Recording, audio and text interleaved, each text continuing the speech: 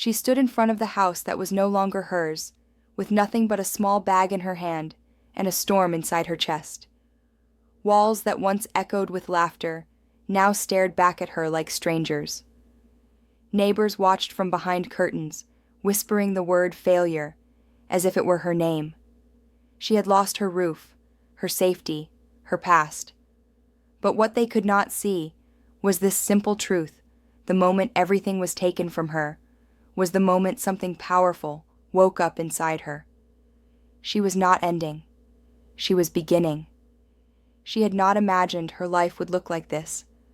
Not after years of sacrifice, patience, and silence. She had believed that loyalty was protection, that endurance was strength, and that staying quiet would keep everything intact. But life has a way of exposing illusions. The day she lost her home was not loud. There was no dramatic argument, no screaming crowd, no final warning. It happened quietly, like betrayal often does. A signature on paper. A decision made without her. A door that would no longer open for her.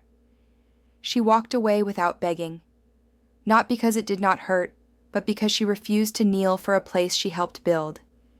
Every step away from that house felt like a piece of her past tearing loose. Memories tried to pull her back. The nights she stayed awake worrying about everyone else. The mornings she woke up before dawn to hold everything together. She had poured herself into that home believing it would hold her in return. It did not.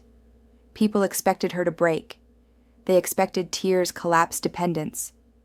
Some even waited for it. Society is comfortable with a woman who falls apart. It knows what to do with her then. Pity her, advise her, control her. But they are uneasy around a woman who stands back up quietly and walks forward without permission. That woman is dangerous because she does not need saving. She did not post about her pain. She did not announce her suffering. She carried it alone and turned it into fuel.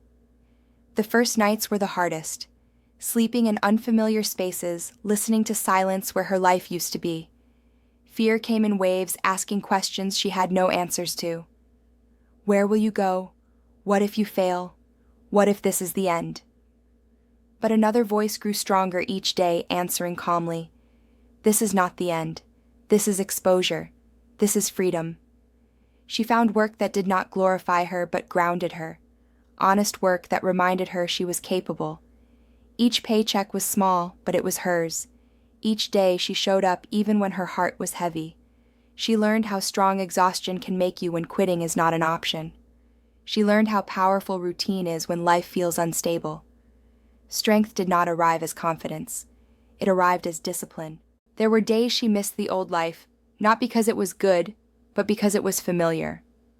Pain, you know, can feel safer than uncertainty you do not. But she refused to romanticize suffering. She refused to go back just to feel comfortable. Comfort had cost her too much. She stopped explaining herself. That was one of the biggest changes.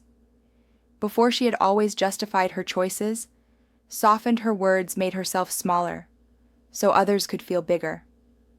Now she let silence speak. She let results speak. She let her calm speak. Not everyone deserved access to her story. Slowly something shifted. Her posture changed. The way she spoke changed. She no longer asked for permission to take up space. Losing her home had stripped away her false identity. She was no longer defined by roles, expectations, or approval. She was defined by resilience, by clarity, by self-respect. She built a new life piece by piece, not flashy, not fast, but solid. But she learned how to manage money on her own, how to plan, how to trust herself. Every problem she solved added another layer to her confidence. She was no longer afraid of being alone, because she had become someone she could rely on. People who once ignored her now noticed her. Not because she demanded attention, but because strength has weight. It changes the air around you. Some apologized. Some pretended nothing happened. Some felt threatened. She did not chase closure. Growth closed those chapters for her.